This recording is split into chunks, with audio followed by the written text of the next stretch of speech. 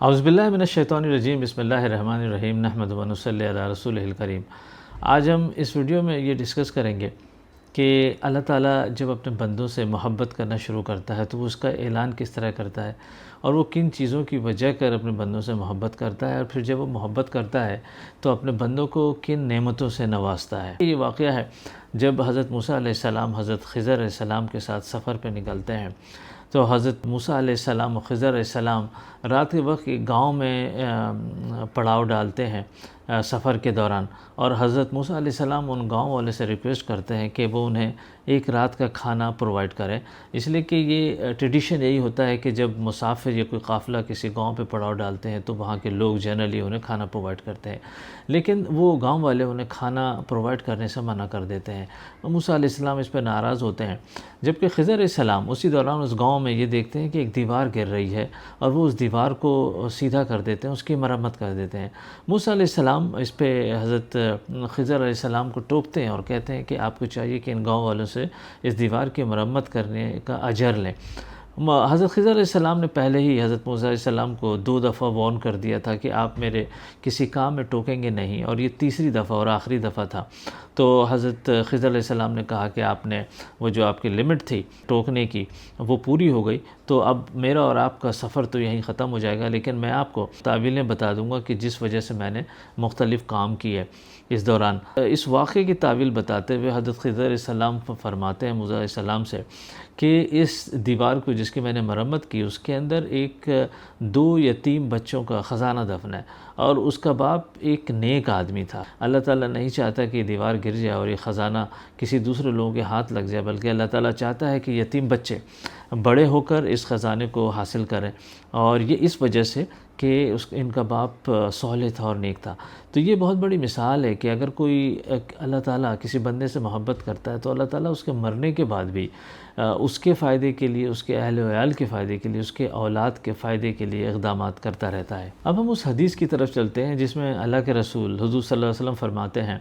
کہ جب اللہ رب العزت کسی بندے سے محبت کرتا ہے تو وہ جبرائیل علیہ السلام کو بلاتا ہے اور فرماتا ہے کہ میں اس بندے سے محبت کرتا ہوں، آپ بھی اس سے محبت کریں، اور جبرائیل علیہ السلام اس بندے سے محبت کرنے لگتے ہیں، اور جبرائیل علیہ السلام آسمان میں فرشتوں کو اور دوسرے مخلوق کو بھی منادی کروا دیتے ہیں کہ اس بندے سے اللہ تعالیٰ محبت کرتا ہے، تم لوگ بھی اس سے محبت کرو۔ دیکھیں کیا مقام ہے اس بندے کا جس سے اللہ تعالیٰ محبت کرنے لگے۔ کاش اللہ تعالیٰ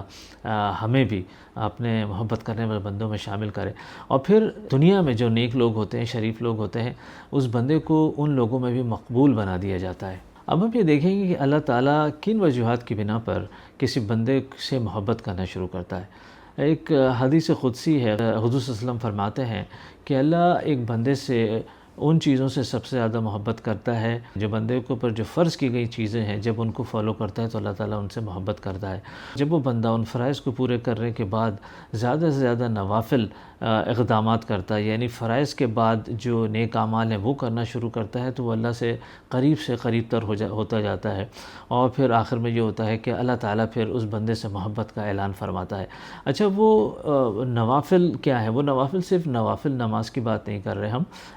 نوافل نماز بھی ہیں۔ فرض کریں کہ ہم اگر فرض نمازیں پڑھتے ہیں، اس کے بعد اشراق ہیں، چاشت ہیں، یا تہجد کی نمازیں اگر کوئی پڑھ رہا ہے، یا کوئی ایسے اعمال کر رہا ہے جیسے نفلی صدقات کرتا ہے کوئی، یا دوسرے ایسی چیزیں کر رہا ہے جیسے صبر کی چیزیں، صلہ رحمی کی چیزیں، فلاحی کام کی چیزیں، غریب و مسکینوں کے لیے کوئی چیزیں، مطلب ایسی چیزیں جو کہ اس پر فرض نہیں تھی لیکن وہ کرتا ہے، تو یہ بندے کو اللہ سے قریب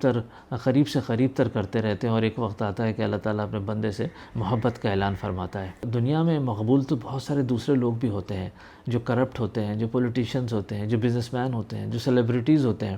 جو پیسوں سے، اپنے فیم سے اور انفلوئنس سے لوگوں میں مقبولیت حاصل کرتے ہیں، لیکن 4 بہت بڑا فرق ہوتا ہے ان لوگوں کے درمیان جن کو اللہ تعالیٰ مقبولیت دیتا ہے، اور ان لوگوں کو جو اپنے ریسورسز سے اور اپنے انفلوئنس سے مقبولیت حاصل کرتے ہیں۔ دیکھیں پہلی چیز تو جو لوگ دنیا میں اپنے ریسورسز سے، اپنے انفلوئنس سے، اپنی دولت سے مقبولیت حاصل کرتے ہیں، یہ عارضی مقبولیت ہوتی ہے، یہ دنیا میں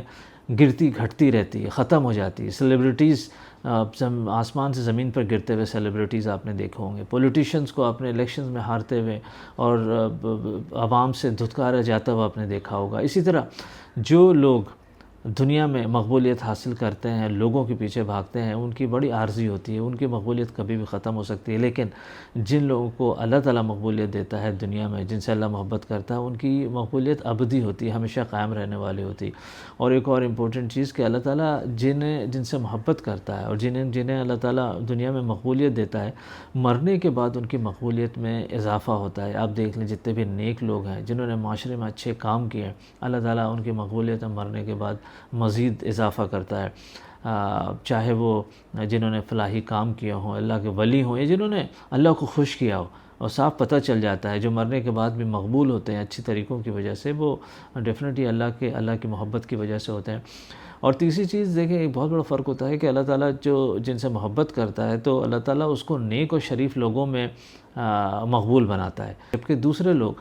کرپٹ پولیٹیشنز یا بزنس مین، انفلوئنسرز یا جو سیلیبریٹیز ہوتے ہیں، وہ نیک اور شریف لوگوں میں تو پتہ نہیں مقبول ہوں یا نہ ہوں، لیکن زیادہ تر وہ دوسرے لوگوں میں، اسی قسم کے لوگوں میں مقبول ہوتے ہیں جن کا تقویٰ سے کوئی تعلق نہیں ہوتا، جن کا فلاحی کاموں سے اللہ سے اتنا تعلق نہیں ہوتا۔ تو یہ بھی بہت بڑا فرق ہے کہ اللہ تعالیٰ اپنے جس سے محبت کرتا ہے ان کو نیک اور شریف لوگوں میں مقبول بنا دیتا ہے۔ اور ایک بہت بڑا فرق، اللہ تعالیٰ جن سے محبت کرتا ہے اور جن کو مقبول بناتا ہے، ان کے دل میں ہر وقت سکون اور اطمینان ہوتا ہے، وہ بہت سکون کی زندگی گزار رہے ہوتے ہیں۔ اس کے برعکس جو لوگ دنیا میں مقبول ہوتے ہیں اپنے انفلوئنس، اپنے ریسورسز، اپنے ویلتھ اور اپنے پوزیشن کی وجہ سے، وہ مقبول تو بہت ہو سکتا ہے لیکن ان کے دل میں وہ سکون نہیں ہوتا جو اس سادہ آدمی کے دل میں ہوتا ہے جو اللہ کے قریب ہوتا ہے، اور یہ سب سے بڑی بات ہوتی ہے۔ اچھا، وہ کون سے انعامات ہیں جو اللہ تعالیٰ اس بندے پر کرتا ہے جس سے اللہ تعالیٰ محبت کرنے لگتا ہے؟